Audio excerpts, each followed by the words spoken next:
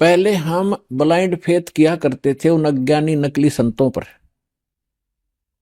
और वहां उन्होंने हमारे उस ब्लाइंड फेथ का यानी अंधे होकर उसके पीछे लगना उन्होंने दुरुपयोग किया, जिससे हमारे पूर्वजों के जीवन नाश कर दिए। अब उस ब्लाइंड फेथ की सतीथि पर आपको लाने के लिए बहुत समय लगेगा दास को, लेकिन एक दिन आप हो जाएगा जब सारे प्रमाण आपके रूबरू होंगे कि हु इज गॉड, परमात्मा कौन है और कैसे मिलता है। इस साधना से जो दास दे रहा है वो किन किन को भगवान मिला है, और जिन्होंने वो भगवान मिला है तो उन्होंने उसका वर्णन क्या किया है, कैसा बताया है।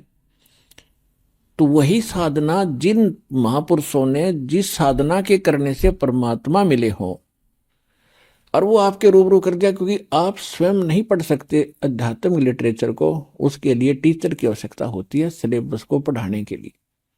तो हमारा अध्यात्म का जो टीचर सिलेबस है ये पवित्र ग्रंथ है सभी धर्मों की, पवित्र बाइबल, पवित्र कुरान शरीफ, पवित्र गुरु ग्रंथ साहिब जी, पवित्र कुरान, पवित्र वेद, पवित्र श्रीमद् भगवत गीता जी। तो ये हमारे अध्यात्म मार्ग के एक सिलेबस है, पाठ्यक्रम है। और पाठ्यक्रम को गुरु यानी टीचर जान सकता है। आपको बताया कि गुरु कौन है, गुरु भगवान हो सकता है, दूसरा गुरु हो ही नहीं सकता। क्योंकि गुरु सारी सतगुरु कहो, गुरु कहो, सतगुरु इसलिए कहना पड़ गया कि नकली गुरु नहीं होगे, नहीं तो गुरु शब्द पर्याप्त है। गुरु माने रास्ता दिखाने वाला, सच्चा रास्ता दिखाने वाला। लेकिन झूठे गुरु हो गए इसलिए सतगुरु की आवश्यकता पड़ेगी।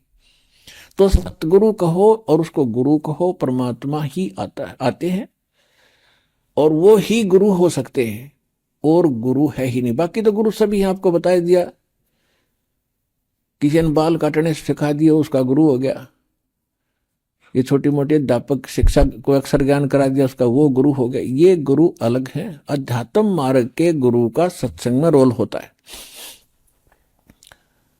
यदि यहां गुरु होते तो भगवान को आने की आवश्यकता ही नहीं थी। अपनी रची हुई सृष्टि को अनुभव से भगवान ही बता सकता है, जीव कैसे जान सकता अपने अनुभव से। तो असंख्य ब्रह्मांडों का रचनहार परमात्मा स्वयं आए थे।